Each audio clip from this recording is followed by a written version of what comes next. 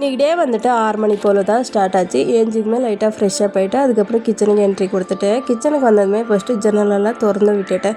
இந்த ஜன்னல் வந்துட்டு நான் அதிகமாக திறக்கவே மாட்டேன். எப்போயாவது ஒரு டைம் மட்டும் தான் ஜன்னல் திறப்பேன்.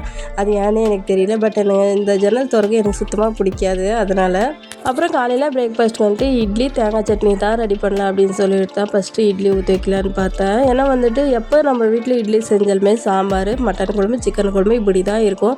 இன்றைக்கி தான் ஃபஸ்ட் டைம் தேங்காய் சட்னி அரைக்கிறேன். ஏன்னா தேங்காய் சட்னினாக்கா 2 பேருக்குமே சுத்தமாக பிடிக்காது.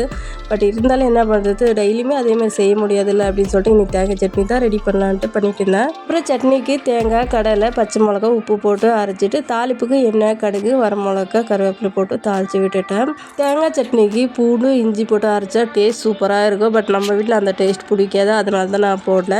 இட்லியும் சட்னியும் ரெடி ஆகிடுச்சு. அதுக்கப்புறம் தம்பி லஞ்ச் பாக்ஸ் வந்துட்டு உருளைக்கிழங்கு சாப்பாடு தான் செஞ்சு வச்சுட்டேன். இன்னொரு வீடியோவில் பார்க்கலாம். பாய்.